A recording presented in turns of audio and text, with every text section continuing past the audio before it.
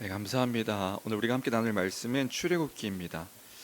출애굽기 20장 1절로 17절까지입니다.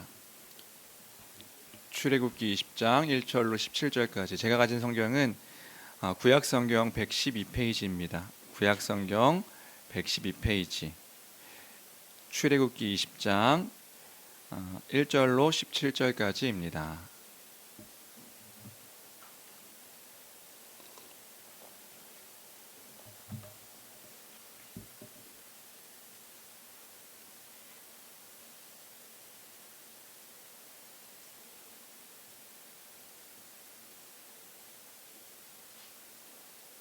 네, 다 찾으신 줄 알고 우리 한 목소리로 함께 읽도록 하겠습니다. 함께 읽습니다. 시작. 하나님이 이 모든 말씀으로 말씀하여 이르시되 나는 너를 애굽 땅 종되었던 집에서 인도하여 낸 내 하나님 여호와니라. 너는 나 외에는 다른 신들을 내게 두지 말라. 너를 위하여 새긴 운상을 만들지 말고 또 위로 하늘에 있는 것이나 아래로 땅에 있는 것이나 땅 아래 물속에 있는 것에 어떤 형상도 만들지 말며 그것들에게 절하지 말며 그것들을 섬기지 말라. 나 내 하나님 여호와는 질투하는 하나님인즉 나를 미워하는 자의 죄를 갚되 아버지로부터 아들에게로 3, 4대까지 이르게 하거니와 나를 사랑하고 내 계명을 지키는 자에게는 1000대까지 은혜를 베푸느니라. 너는 내 하나님 여호와의 이름을 망령되게 부르지 말라. 여호와는 그의 이름을 망령되게 부르는 자를 죄 없다 하지 아니하리라. 안식일을 기억하여 거룩하게 지키라. 엿새 동안은 힘써 내 모든 일을 행할 것이나 일곱째 날은 내 하나님 여호와의 안식일인즉 너나 내 아들이나 내 딸이나 내 남종이나 내 여종이나 내 가축이나 내 문 안에 머무는 객이라도 아무 일도 하지 말라. 이는 엿새 동안에 나 여호와가 하늘과 땅과 바다와 그 가운데 모든 것을 만들고 일곱째 날에 쉬었음이라. 그러므로 나 여호와가 안식일을 복되게 하여 그 날을 거룩하게 하였느니라. 내 부모를 공경하라. 그리하면 내 하나님 여호와가 내게 준 땅에서 내 생명이 길리라. 살인하지 말라. 간음하지 말라. 도둑질하지 말라. 내 이웃에 대하여 거짓 증거하지 말라. 내 이웃의 집을 탐내지 말라. 내 이웃의 아내나 그의 남종이나 그의 여종이나 그의 소나 그의 낙이나 무릇 내 이웃의 소유를 탐내지 말라. 아멘. 우리는 계속해서 우리 지난주부터 십계명에 대해서 함께 나누고 있습니다. 지난주 설교를 짧게 생각해 보면 십계명은 우리에게 굉장히 중요한 계명이다, 이런 이야기를 함께 했었습니다. 지금 이 시대를 살아가고 있는 우리에게 십계명이 무슨 의미가 있습니까?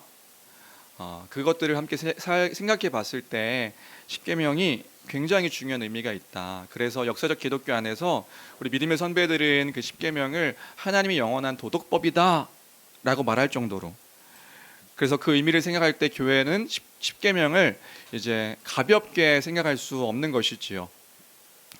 십계명은 하나님 백성에게 하나님 나라의 백성으로서 삶의 원리, 그 도덕적이고 윤리적인 삶의 기준이 무엇인가, 하나님 나라의 백성으로서 하나님께서 원래 창조하신 세상의 참된 질서는 어떤 것인가, 이것들을 알려주는 계명이 십계명이었다. 이런 이야기들을 우리 지난주에 함께 생각해 봤습니다. 그러니까 특히나 지금 이 시대 진리를 거부하고 또 권위를 거부하는 이 포스트 모더니즘의 시대 가운데서 십계명을 붙잡고 살아간다. 절대적인 진리가 있고 삶의 옳고 그름에 대한 기준이 있어서 이 기준을 따라 살아가는 사람들이 우리다 하는 것들을 기억하면서 그 말씀을 기준을 따라 살아갈 때에 얼마나 충격적인 일이며 세상 가운데서 그 세상의 문화와 질서들에 또 어떤 면에서는 하나님의 방법과 하나님의 뜻을 기준 삼아 살아가는 것이기 때문에 대항하는 공동체로서의 삶이 무엇인지를 보여주며 살아가는 게 십계명을 기준 삼아 살아가는 우리의 모습인 것이지요. 그래서 교회를 스탠리 하워스는 그렇게 이야기하고 있습니다. 대항적인 공동체다. 대항적 공동체가 교회다. 이 세상 가운데 하나님의 나라의 백성으로서 어떻게 살아가는지를 보여주는 공동체가 교회인 것이지요. 뭘 통해서요? 하나님의 그 진리의 뜻을 기준 삼아 살아감을 통해서요. 그 구원받은 백성에게 주신 하나님의 계명이 십계명이다, 그렇게 이야기했었고, 지난주에는 그래서 1절 2절을 살펴봤습니다. 1절 2절 그 구원받은 백성의 그 정체성, 그 1절 2절의 핵심을 지난주에 함께 살펴봤었고요. 오늘은 10개의 계명의 그 첫 번째 계명, 첫 번째 말씀을 우리가 함께 살펴보려고 합니다. 그 3절 말씀, 오늘은 이제 3절인데요. 3절 첫 번째 계명입니다. 함께 읽어보겠습니다. 함께 읽어볼까요? 시작. 너는 나 외에는. 네. 먼저 이 첫 계명을 결론적으로 어떻게 이야기할 수 있을까 생각해 보면 오늘 설교의 제목과 같이 이해할 수 있을 것 같습니다. 우리 예배 대상은 누구인가? 우리의 사랑의 대상은 누구인가? 오직 하나님 한 분뿐이시다. 다시요. 우리 예배 대상은 누구입니까? 하나님이시고요. 우리의 사랑의 대상은 누구인가? 하나님이시다. 이 이야기를 이 3절에서, 이 명령을 3절에서 해주고 있는 것입니다. 그럼 여기서 예배 대상은 하나님이십니다 라고 말하고 있으니 예배가 무엇인지 잘 정리하고 다시금 기억하고 넘어갔으면 좋겠습니다. 여러분, 예배가 무엇인가요? 우리 기억하시나요? 예배가 무엇인가? 예배가 뭐죠? 예배는 단어적인 의미를 생각했을 때 이제 히브리어에서는 샤하, 그리고 또 헬라어에서는 프로스큐네오라는 단어가 예배라는 단어로 쓰이고 있습니다. 그 의미는 뭐냐 하면 경배하다, 무릎 꿇다, 엎드리다, 입맞추다, 이런 단어가 이런 의미가 이 단어의 의미입니다. 또 다른 곳에서는요, 특별히 이제 신약 성경에선 라트레이아라는 단어가 쓰이고 있는데 봉사, 섬김, 수고하여 섬기는 거, 육체적으로 수고하여 섬기는 거, 그래서 영어로는 서비스라고 번역되는 단어가 이 예배라는 단어의 의미입니다. 그러니까 이 단어적 의미를 생각했을 때 하나님을 예배한다, 이게 무슨 의미일까요? 우리가 하나님을 예배하지요. 하나님을 예배한다는 게 무슨 의미입니까? 그 하나님을 경배하고 하나님께 엎드리고 하나님께 무릎 꿇는 것, 그것이 예배하다는 것의 의미입니다. 우리가 지금 예배하고 있는데, 우리 지금 예배하기 위해 모여 있는데 물론 지금 엎드려 있지 않죠. 다 의자에 앉아 계시죠. 막 무릎 꿇고 의자에 앉아 계신 것 아니죠. 그런 건 아니지만 그러한 마음으로, 그러한 어떤 심정으로 우리가 예배하는 것입니다. 그 하나님, 우리를 부르신, 마음을 다하여 우리를 부르신 그 창조주 하나님, 그 하나님의 주권을 인정하여 무릎 꿇고 엎드리는 그 주권 앞에 반응하는 그것이 예배인 것입니다. 그 하나님이심을 인정함으로요. 그리고요, 그렇게 주권과 창조주 되심을 인정함을 통해서 그 하나님께 봉사하고 수고하고 섬기는 그 행위가 예배지요. 그래서 우리가 뭐 합니까? 실제로 그 하나님을 찬양하는 거예요. 그 하나님이심을 인정하여 하나님이 어떠한 분이신가를 기억하여 하나님을 찬양하는 것입니다. 그리고요, 그 하나님께 기도하고요, 하나님의 말씀을 들어 또 헌금하기도 하고 하는 모든 행위가 예배인 것입니다. 그 하나님을 기억하여 하나님께 반응하는 우리의 행동들, 그 행위들이 예배다. 그래서 우리가 지금 드리는 예배 행위가 그런 거잖아요. 봉사하고 수고하는 거예요. 단순히 그저 엎드리고 경배하는 마음으로만 끝나는 게 아니라 우리가 지금 몸을 다하여서 입술을 통하여서 고백하고 찬양하고 이 모든 행위들, 이 행위들이 예배인 것입니다. 그런데 이 예배의 의미를 생각할 때에, 이것이 예배다는 것을 생각할 때요, 주일에 한번 모여서 예배하는 것으로 예배를 다했다라고 얘기할 수 없는 거예요. 우리가 공적으로 교회가 함께 모여 부르심 받은 주의 백성들이 함께 모여 예배하는 것, 이것 너무 귀하죠. 근데 이것은 교회로서의 예배인 것이고요. 그래서 공적인 예배는 너무나도 중요합니다. 주의 부활하신 날, 주의 부르심 받은 백성들이 그 하나님을 어떤 분이신지를 기억하여 그분께 봉사하고 섬기고 하는 이 모든 행위들이 너무 중요하다. 그런데요, 그것으로 끝날 수 없다는 거예요. 왜요? 우리는 하나님을 예배하는 자들이기 때문에 그런 것이다. 예배의 의미가 무엇인지 아는 자이기 때문에 그런 것이다. 교회로서 예배하는 것으로 끝나는 게 아니라 개인의 삶의 전 영역에서 하나님을 예배하는 것, 그것이 또한 하나님의 백성으로서의 삶의 모습인 것입니다. 그래서 우리는요, 이 예배를 삶의 예배다 이렇게 표현하기도 하지요. 삶 가운데서 하나님을 예배하는 것입니다. 내가 있는 자리에서, 삶의 자리에서 하나님을 경배하고 하나님 말씀에 무릎 꿇고 하나님의 영광을 위해 살아가는 것, 그것 또한 예배인 것이란 말입니다. 다시요, 이 공적으로 함께 모여서 주일에 교회로서 예배하는 것 너무 중요하지요. 기억하여 함께 살아감으로 이 부활의 주일에 함께 모여 예배하는 것 너무 중요합니다. 그런데 이것으로만 예배가 끝나는 게 아니라고요.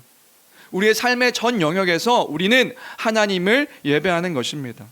그래서요, 주일에 들었던 말씀을 따라서, 하나님 말씀을 따라서 그 하나님의 뜻에 무릎 꿇고 주의 영광을 위해 살아가는 것. 그래서요, 우리 자녀들은 어떻게 살아가는 거예요? 괜찮아요. 우리 직원이 잘 듣고 있어요. 어떻게 살아가는 거예요? 학교에서도 하나님을 예배하며 살아가는 거예요. 하나님을 경배하고 하나님의 뜻을 기억하며 그 삶 가운데 거하여 살아가는 거예요. 자녀들만 그런가요? 아니지요. 하나님이 어떤 분이신지를 기억하여 일터와 가정 가운데서 하나님을 기억하며 살아가는 모든 것이 예배의 삶의 모습이란 말입니다. 그 하나님께 봉사하며 수고하며 하나님의 영광을 위해 살아가는 것, 그것이 우리의 전 삶 가운데 드리는 예배의 모습이다.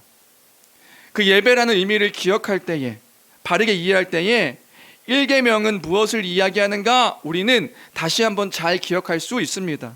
우리 예배 대상은 누구이신가? 우리가 진정으로 사랑하는 사랑의 대상은 누구이신가? 오직 하나님 한 분뿐이시다. 우리는 하나님을 예배합니다. 근데 우리 예배는 어쩌면 단순히 주일날 모이는 이 예배로 머물 수가, 그냥 끝날 수가 있어요. 근데 그게 아니라고요.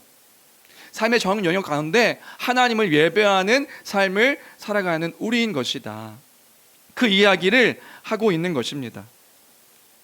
그럼 본격적으로 1계명 살펴보려고 하는데요, 1계명은 짧은 구절, 한 구절의 명령 형태로 되어 있어요. 그래서 3절 다시 한번 읽어볼까요? 3절입니다. 함께 읽습니다. 시작. 너는 나 외에는. 그래서 의미들을 좀 하나하나 살펴보면 이런 겁니다. 먼저 너는 나 외에는 이렇게 시작하고 있죠. 너는 나 외에는 이런 단어가 있어요. 이게 무슨 의미일까? 원문을 직역하니까 이런 의미더라고요. 한글 성경에는 너는 나 외에는 이렇게 번역되어 있지만 원래 의미는요, 너는 내 앞에서, 이런 뜻이에요. 너는 내 얼굴 앞에서 다른 신들을 내게 두지 말라, 이렇게 얘기하는 겁니다.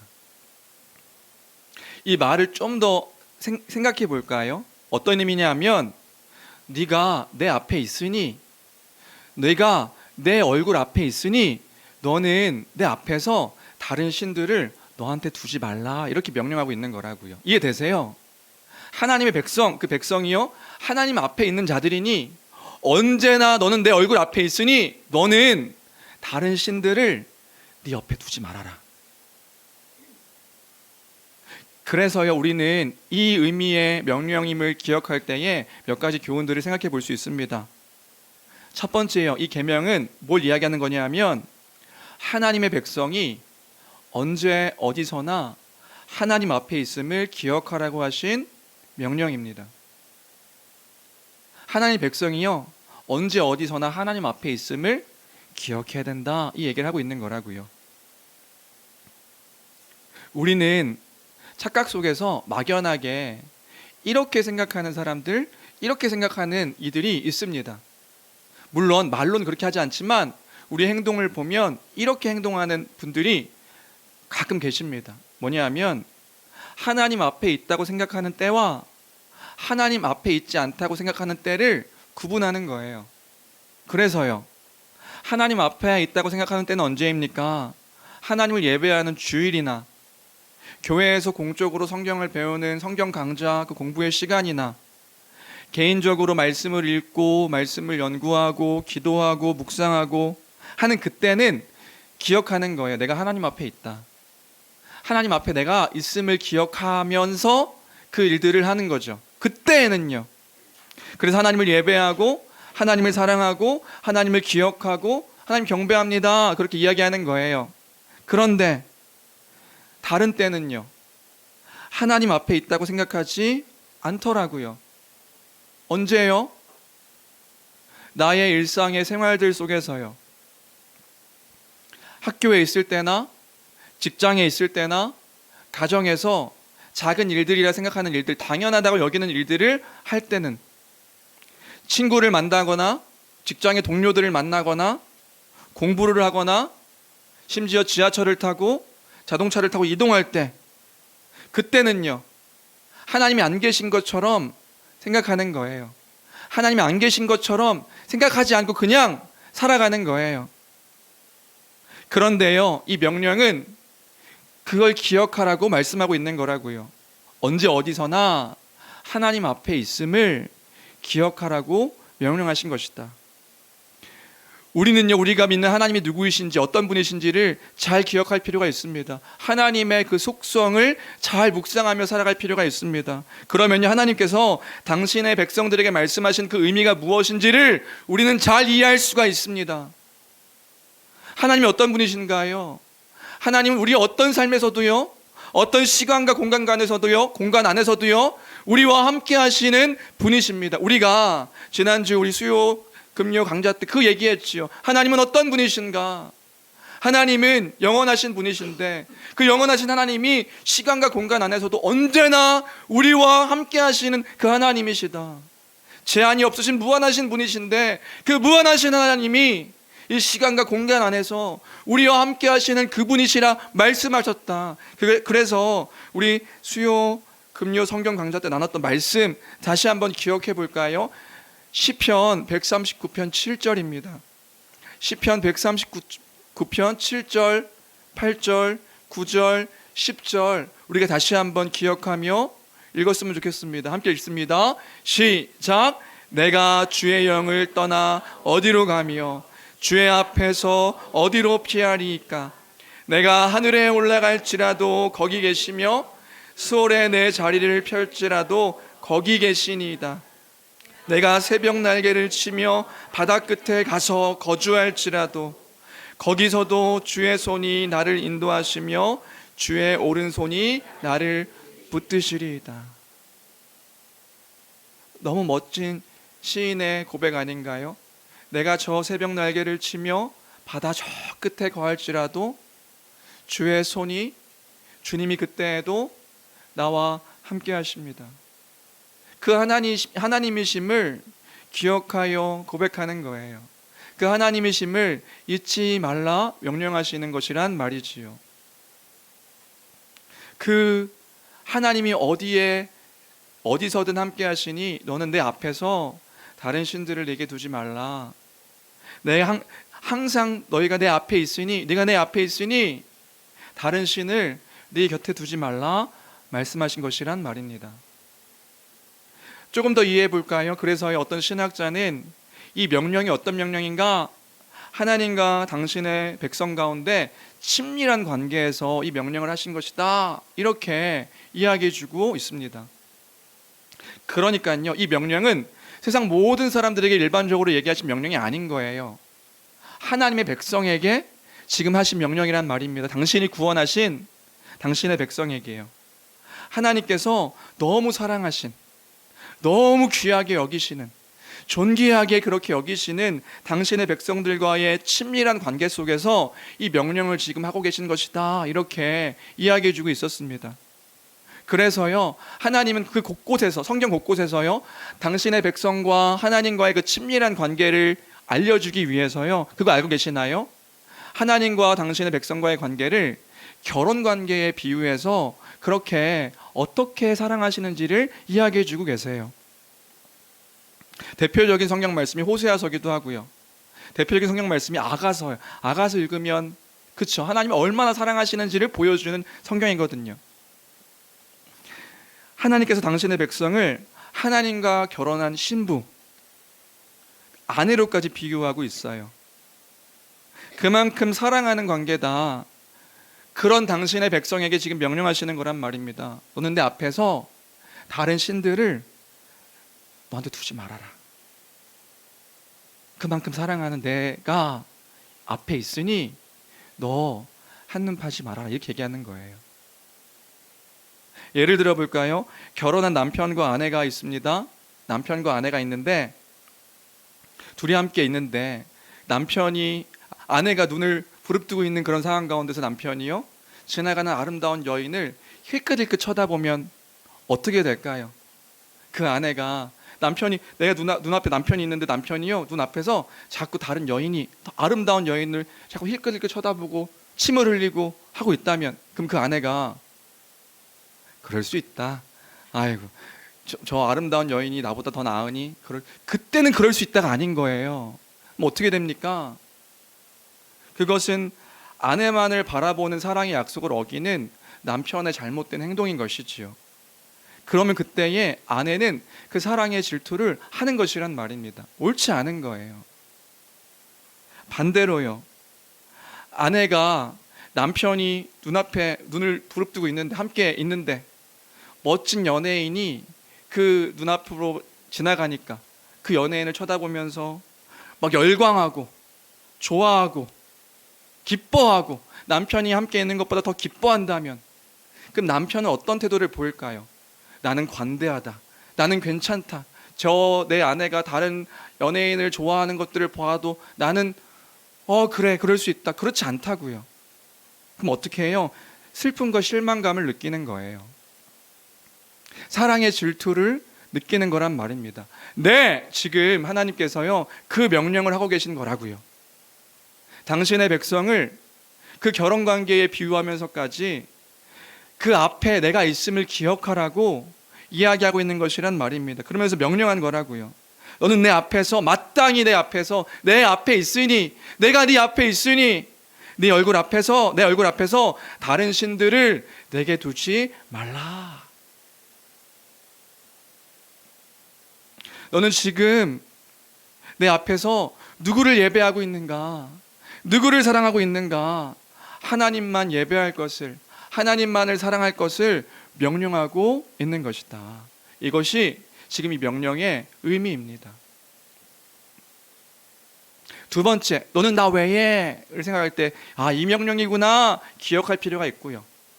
두 번째, 또 이 명령에서는 이렇게 이야기하고 있어요. 너는 나 외에 다른 신들을 내게 두지 말지니라.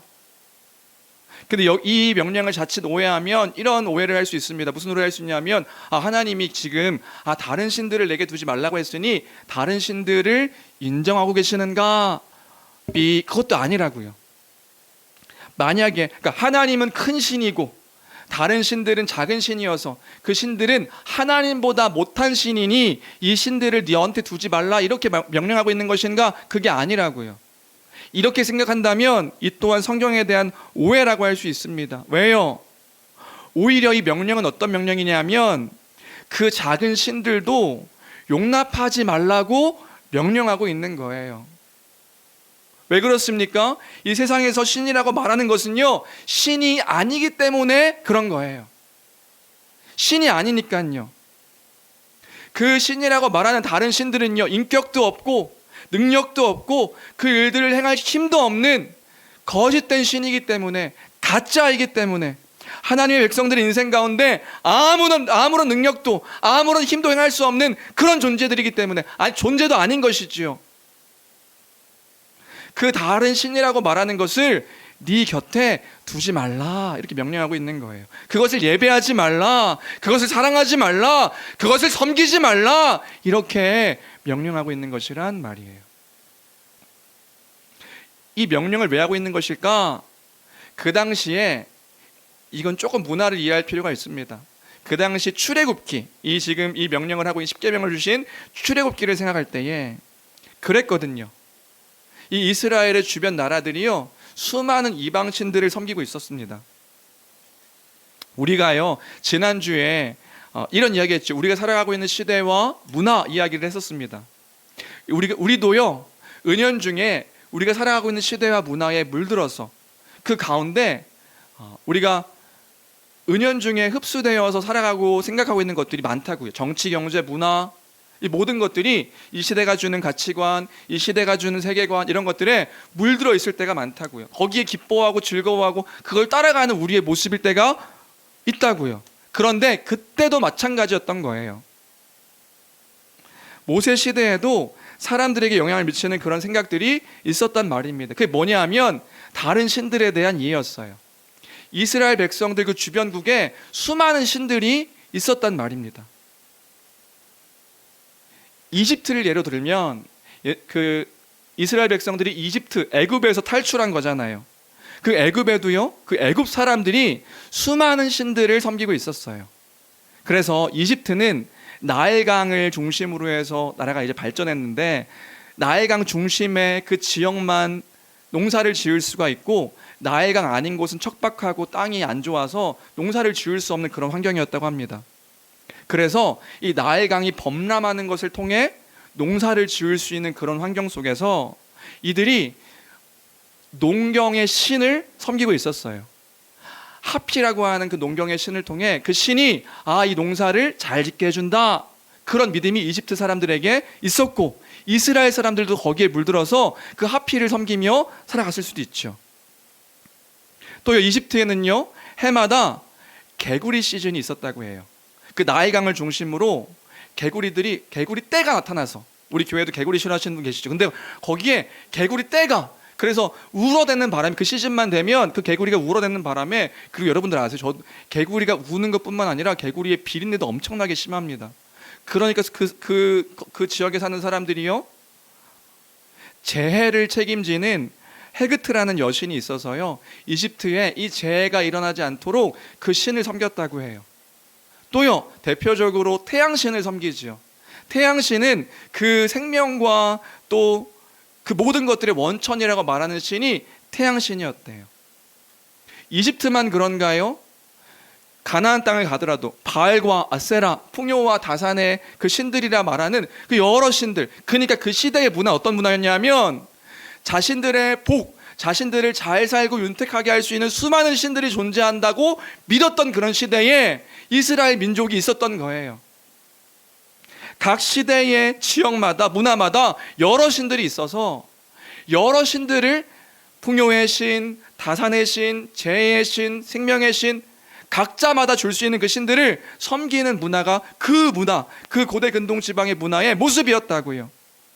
그 문화 속에서 하나님께서 지금 명령하고 계신 거예요. 무엇을요? 너는 나 외에 다른 신들을, 너는 내 앞에서 다른 신들을 너에게 있게 하지 말라. 여러분, 다시요, 그 당시에 이스라엘 민족들에게는요, 엄청난 큰 충격의 명령인 거예요. 왜요? 그 당시의 문화는 한 신만 섬기는 그런 문화가 아니었다고요. 여러 신들을 섬기면서 그 여러 신들을 통해 자신들이 살 수 있다고 말하는 그런 문화 속에서 지금 하나님은 무엇을 명령하고 있냐면, 너는 그 다른 신들은 다 가짜이고 다른 신들은 아무 능력도 없는 그런 존재들, 그런 신이 아니기에 너는 나 외에 내 앞에서 다른 신들을 너희에게 두지 말라. 그 무슨 말입니까? 그 문화를, 그 가치관을 뛰어넘어 하나님만 의지하라고 지금 당신의 백성들에게 명령하고 있는 것이란 말이에요. 그래서 신명기 6장 4절에서 5절, 우리가 잘 아는 말씀, 하나님의 백성에게 하나님께서 이렇게 명령하고 있는 것을 볼 수 있죠. 우리 4절 5절 말씀, 신명기 6장 4절 5절 말씀 같이 함께 읽어보겠습니다. 함께 읽습니다. 시작. 이스라엘아 들으라.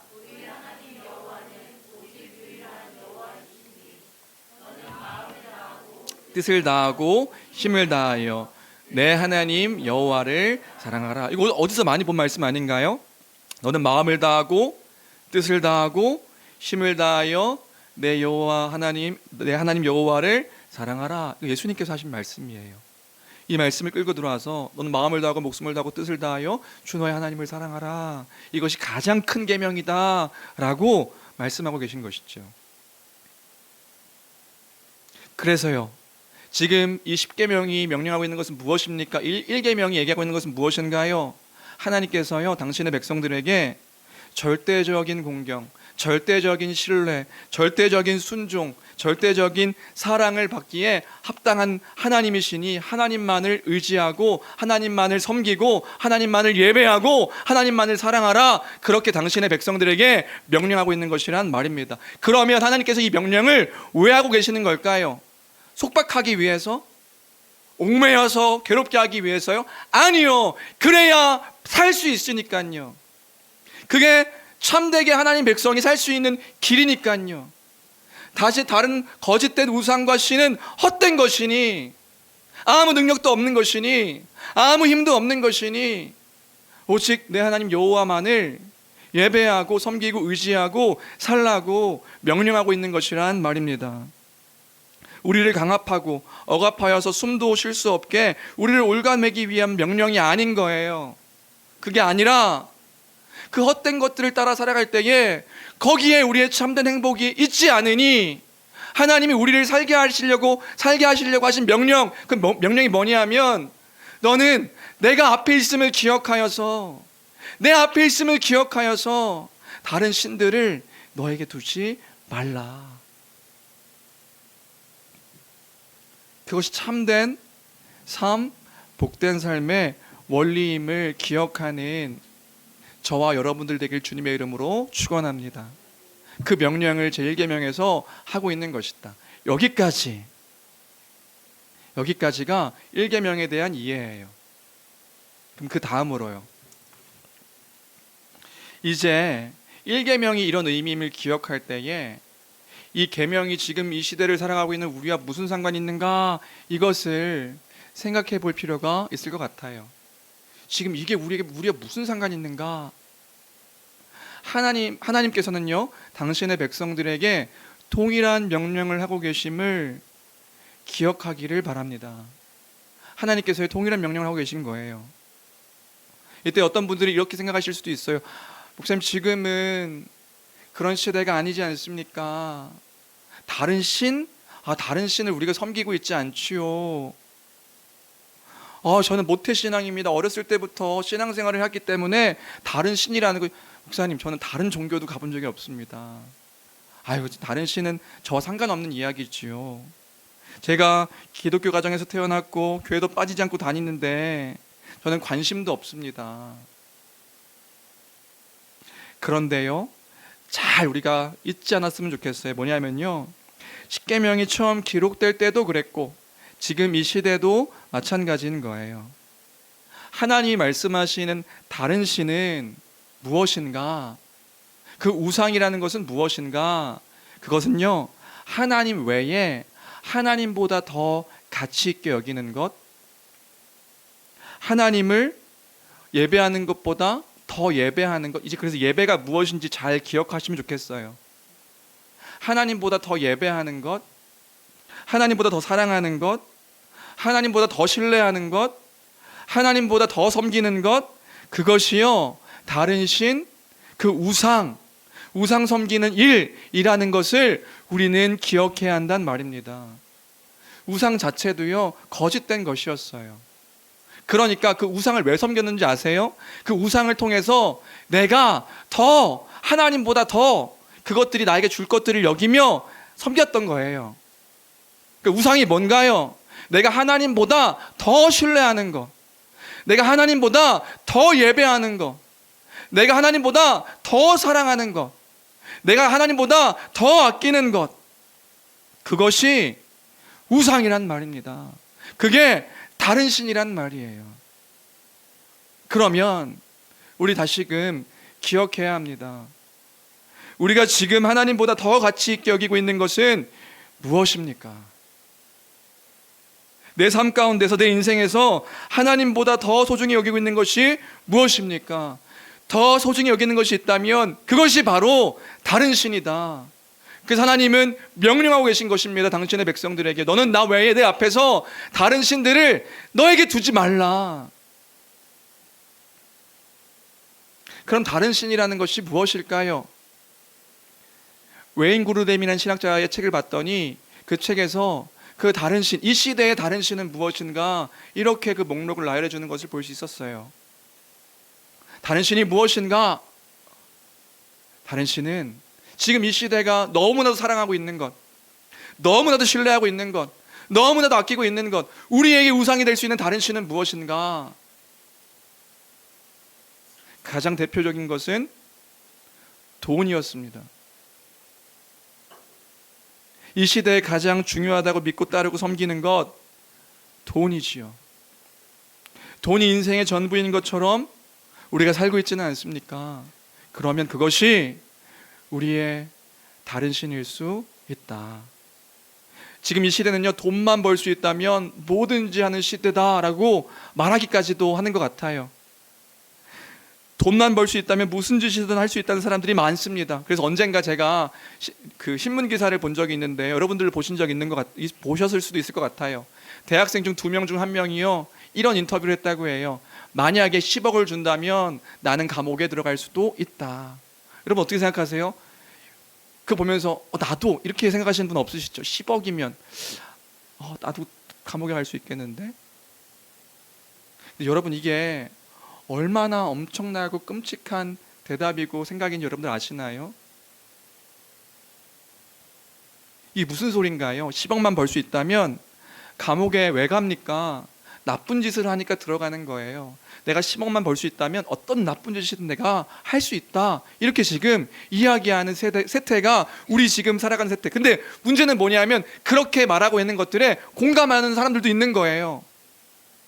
10억이면 1억이면 고민해 보겠는데 10억이면 흔들리겠는데요. 돈이 있고 없고에 슬퍼합니다. 돈이 있고 없고에 염려합니다. 돈 때문에 무슨 짓이든 할 수 있다 이야기합니다. 이 시대의 만몬, 돈을 신처럼 섬기며 돈만 있으면 자신이 뭔가 높아진 사람인 것처럼 우쭐대기도 하고, 돈이 없으면 자신이 뭔가 실패한 사람처럼 슬퍼하는, 돈이 이 시대의 다른 신이다. 예수님께서 하신 말씀을 기억하기를 바랍니다. 마태복음 6장 24절인데요. 6장 24절 함께 읽겠습니다. 시작. 한 사람이 두 주인을 섬기지 못할 것이니 혹 이를 미워하고 저를 사랑하거나 혹 이를 중히 여기고 저를 경히 여김이라.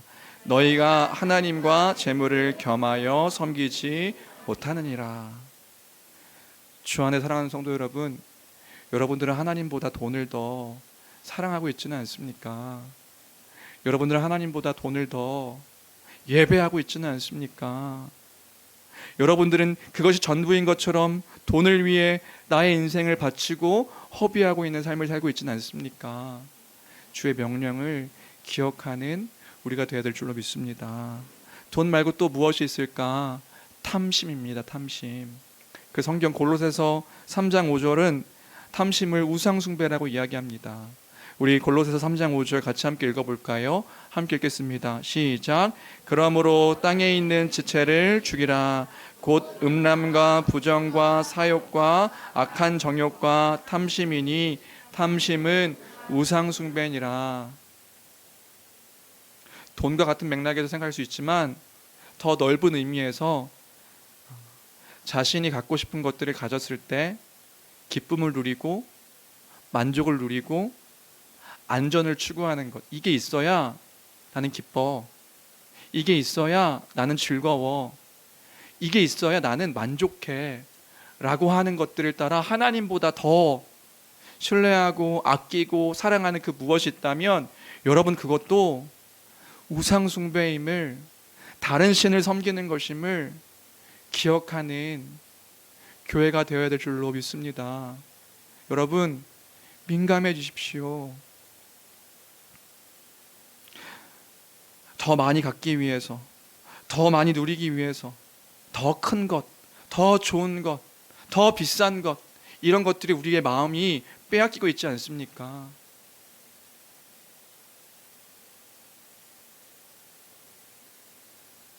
다른 사람들에게 인정받으려는 욕구, 이것 또한 다른 신이다. 이 시대의 다른 신이다.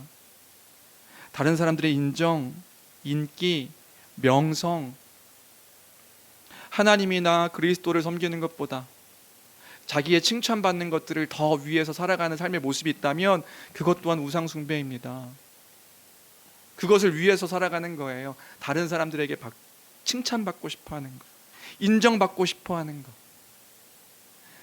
심지어 하나님 영광을 위해 살아갑니다 라는 이 말을 통하여서 또 인정받고 싶어하는 그 모습들 또한 우리의 우상 숭배일 수 있다. 나라는 신을 섬기는 그 가장 큰 모습일 수 있는 것이지요. 이 시대에 또 가장 큰 신은 무엇입니까? 가장 큰 신은 나라는 신이에요. 결국 뭐예요? 나요, 나. 나요, 나. 내가 어떻게 하면 좀 더 편해지고, 내가 어떻게 하면 조금 더 안락해지고, 나요, 나. 나라는 신. 이 또한 우상숭배란 말입니다.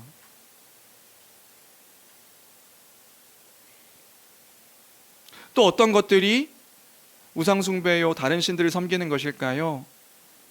반종교적인 풍습들, 영적인 그런 풍습들, 우리 한국 사회 문화 속에서의 그 풍습들, 이 또한 우상숭배고 다른 신일 수도 있다. 뭐가 있나요? 점보는 행위들이요. 우리 교회는 점보며 점집 찾아다니며 이런 분들이 없으실 거라고 믿어요. 그 행위 자체도요, 뭐 하는 겁니까? 그게요, 무엇을 하는 건가요?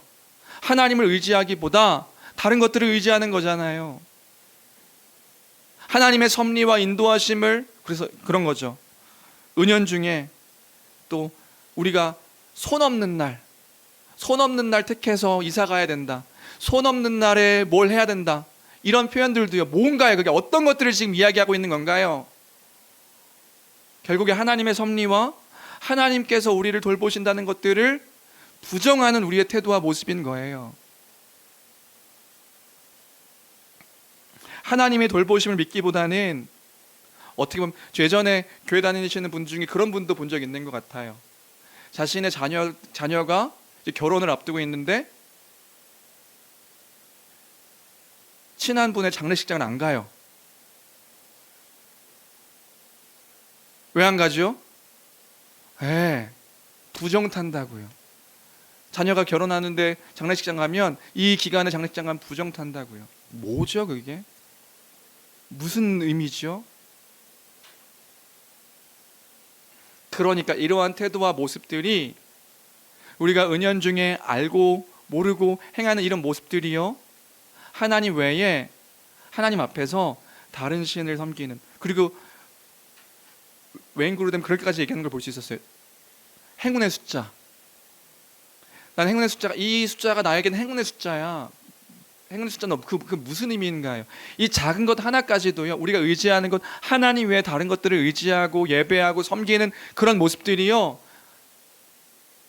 이 1계명을 어기는 우리의 이 시대에 다른 신을 섬기는 태도와 모습이다. 그리고 마지막으로요, 그 밖에 자신의 삶을 돌아볼 때 하나님보다 더 신뢰하는 것이 있다면 그것이 곧 다른 신을 섬기는 그런 모습인 것입니다. 뭐가 있을까요? 내 자신의 능력, 친구들을 의지하는 사람들도 있지요. 거기에는 퇴직연금, 내가 좋아하는 정당, 때로는 내 자녀, 내 남편, 내 아내, 나의 가족들, 그것이 하나님보다 더 예배하고 섬기고 사랑하고 신뢰하는 그 어떤 것들이 된다면 이것이 곧 다른 신을 섬기는 우상숭배의 모습이다. 여러분, 오해하지 마십시오. 이것이 모든 것이 다 나쁘다고 이야기하는 것이 아니에요. 하나님께서 우리에게 허락하신 모든 것들은 다 선한 것입니다. 심지어 돈도요, 선한 것이지요. 선한 거예요. 우리가 살도록 하나님께서 우리에게 주신 그 모든 것들이 악한 게 아닙니다. 주신 모든 것들은 선한 것입니다.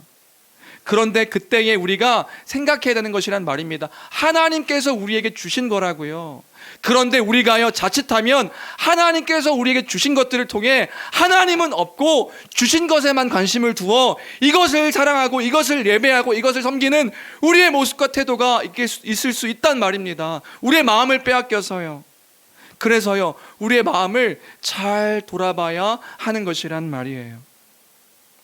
순간적으로 우리를 무너뜨리게 하는, 마음을 빼앗기게 하는 이 모든 일에 우리가 다른 신을 섬기는 우리의 태도와 모습이 있을 수 있음을 기억하는 교회가 되기를 주님의 이름으로 축원합니다. 그 1계명은 그래서요, 그런 거라고요. 너는 내 앞에서 다른 신들을 너에게 두지 말라. 그것이 전부인 것처럼, 그것이 너에게 무슨 신이 되는 것처럼 그것을 예배하고 섬기고 사랑하지 말라. 오직 하나님만을 예배하고 하나님만을 사랑해야 하는 것입니다. 그럼 이제 마지막으로, 이렇게 하나하나의 의미를 생각하니까 어떤 분들은 아차 싶으실 수도 있을 것 같고요. 이렇게 계명 하나하나가, 이 계명 하나가 이렇게 하나하나를 생각할 때 이게 1계명을 범한 것이구나. 어떤 분은 가슴이 갑자기 탁 답답해지시는 분도 있으실 수 있을 것 같아요. 어떻게 한단 말인가. 때로는 슬프고 고통스러움을 보게 될 수도 있죠. 어떻게 살란 말인가. 그 말씀으로 자신을 돌아보는, 먼저는 자신을 깊이 돌아보는 우리의 모습이 되어야 될 줄로 믿습니다. 돌아보는 거예요. 그래서 어떻게 해요? 내가 이런 자구나. 내가 지금 무엇을 사랑하고 있지? 무엇으로 기뻐하고 있지? 무엇으로 즐거워하고 있지? 여러분, 이렇게 되면 안 됩니다. 이 말씀을 근거로 다른 사람을 정죄하면 안 돼요. 저 사람 지금 보니까 다른 우상을 섬기고 있었네. 이게 아니라고요. 다른 사람을 정죄하기 위한 것이 아니라 나를 보는 거예요. 내가 이런 자구나. 1계명 앞에 나는 이런 존재구나. 내가 하나님을 사랑해야 되는데 내 마음은 이렇게 갈팡질팡하면서 염려하며 두려워하며 하나님 앞에 있음을 내가 기억하지 못하고 세상의 것들을 쫓으며 살아가고 있는 이게 내 모습이구나. 슬퍼하는 우리가 돼야겠지요. 그런데 우리가 10계명, 그래서 지난주 초반에 서원에서 그걸 얘기했던 겁니다. 여기서 머물지 않는 것이다. 그런 계명 앞에서 내가 어떠한 존재인지를 보고 그 다음에 거기서 멈추지 말고 우리는 한 발자국 더 나아가서 주의 은혜를 기억하는 우리가 되어야 될 줄로 믿습니다. 그런 내가 누구인가? 그래서 이 계명을 지킬 수 없는 나인데, 이 나는 영원히 그래서 하나님 앞에 하나님 백성으로 불릴 수 없는 자임에도 불구하고 그런 나를 어떻게 하나님 백성 삼아주신 건가? 그리스도를 바라보는 우리 교회가 되길 주님의 이름으로 축원합니다. 그리스도 안에 있는 우리인 것입니다. 그리스도 안에서 우리를 보아주시는 거예요. 그리스도 안에 있으므로 우리가 하나님 백성으로 부르심 받은 자이구나. 그래서 1계명 앞에서도 우리가 감사할 수 있는 것이구나 고백하는, 이 계명이 나를 살게 하시는 그런 계명이구나 잊지 않는 우리 교회가 되기를 주님의 이름으로 축원합니다. 그 안에 능력이 있고 그 안에 소망이 있습니다. 우리는 갈팡질팡하며 때로는 넘어지고 쓰러지고 염려하는 그런 모습일 때도 있지만, 난 역시 안 돼, 역시 난 쓰레기야, 이게 아니라고요. 그럼에도 이런 나를 귀하게 여기시니 그 은혜에 반응하며 감사하는 것이 우리 주의 백성된, 참된 백성된 우리의 정체성이다. 기억함으로 그 주님을 찬양하는 저와 여러분들 되기를 주님의 이름으로 축원합니다. 말씀을 정리합니다. 말씀을 정리할 때에 하나님 앞에, 하나님 얼굴 앞에 있는 우리임을 기억하기를 바랍니다. 그 앞에 있습니다. 하나님이 어디서든 우리와 함께 하시는 분이십니다. 그 앞에서 하나님은 그 앞에 우리를 세우신 거예요. 친밀하게 그 사랑의 관계 안에 우리를 두신 거예요. 내버려 두지 않으십니다. 죽음 가운데 있을 때도요, 그 하나님은 우리와 함께 하셔서 영원한 소망을 허락하신 주님이심을 잊지 않는 교회가 되기를 바랍니다. 그러니까 우리는 생각해야 되는 거예요. 지금 우리의 예배의 대상은 누구인가? 우리가 지금 누구를 사랑하고 있는 것인가? 하나님, 나는 하나님 한 분뿐입니다. 다른 신들, 헛된 것들을 내 옆에 두지 마라, 이렇게 얘기하는 겁니다. 그 헛된 것들을 사랑하지 마라. 그 헛된 것들 때문에 염려하거나 두려워하지 마라. 섬기지 마라. 신뢰하지 마라. 왜요? 하나님이 함께 하시니까. 이 사실을 잊지 아니하며 믿음으로 고백하는 주의 몸된 교회가 되길 주님의 이름으로 축원합니다.